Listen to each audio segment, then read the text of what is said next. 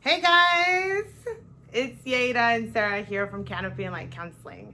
So as you know, it is our first year anniversary, and we wanted to celebrate by letting you guys in on our story, how we became who we are today, and how we became business partners. So we're gonna start off with how we became friends. It happened back in 2005 when I was in college. I had a boyfriend who would come, and we were together for like 4 years, and he would come and tell me that there was this girl in his class, and he would joke around, and he's like, oh, she's stalking me, she's like in all of my classes. And we would laugh about it together, and I'd be like, dude, she's not stalking you, calm down. And eventually he was like, I finally talked to her, she's really cool, I think I'm gonna be her friend. And so I would just be like, okay, cool, like have fun. And he would talk about her all the time, about how cool she was and how she's so funny and you gotta meet her and da da da. You guys would be such good friends. And I'm like, yeah, whatever. So eventually I was like, you know what? Maybe I do want to meet her. She sounds pretty cool. So then after that, there was one day where were we? No, I ran into you guys. Oh, that's right. I ran into them at the Z6, which is on campus where we went, was like the cafeteria. And we were just ran into each other on the sidewalk.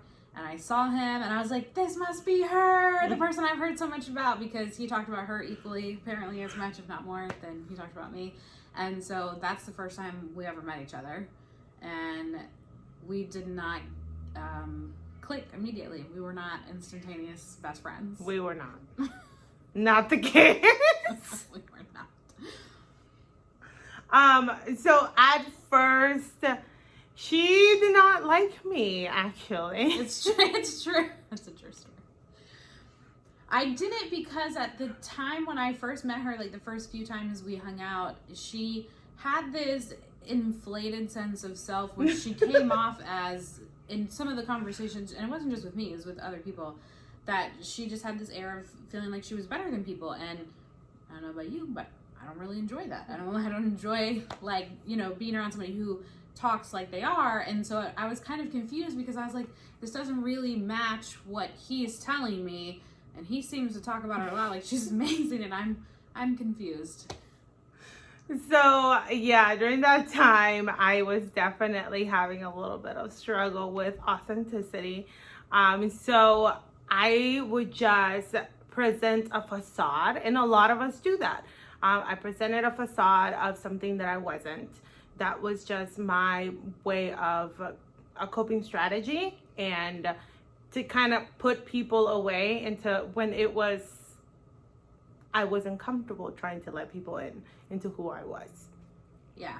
Luckily, we kept hanging out, and the more time that I spent with her, the more I saw her put that down, and I got to know the real her. And then once I saw the real her, I was like, oh, this is it. Like, we're gonna be best friends. And it was something we definitely had to work on. We had to talk through things. We had to address the elephant in the room. Like, hey, we're not, like, I like you, but like, we need to talk about this. And we did that. And I think the moral of our story is that if I had judged a book by its cover and not spent more time trying to get to know her, and if she hadn't learned to put down her guard and let people in, we wouldn't have the friendship that we have today. So I think there's a misconception oftentimes with relationships and friendships of like, oh, it should be automatic and you just get the vibe immediately. And sometimes that's not the case. Some relationships, some friendships are slow burners. It's just, you got to work on them. And it just so happens that the person is just as invested as you are. So that's kind of what happened with us. We just worked on it, and here we are now. And now, not only do we have a 16-year friendship, but we got to start a business together. We share our lives together. And I couldn't imagine having missed out on this relationship, because it would have been easy to dismiss each other at that point in life. And so I just think we are here to say, whether you're the person who's struggling with authenticity or the person who's struggling with judgment or someone in between, just remember, people do deserve chances. Be yourself. Be yourself. That's the moral of the story, guys. I hope you enjoyed our story on how we met. Thank you for tuning in. And I hope all of you are good to yourselves.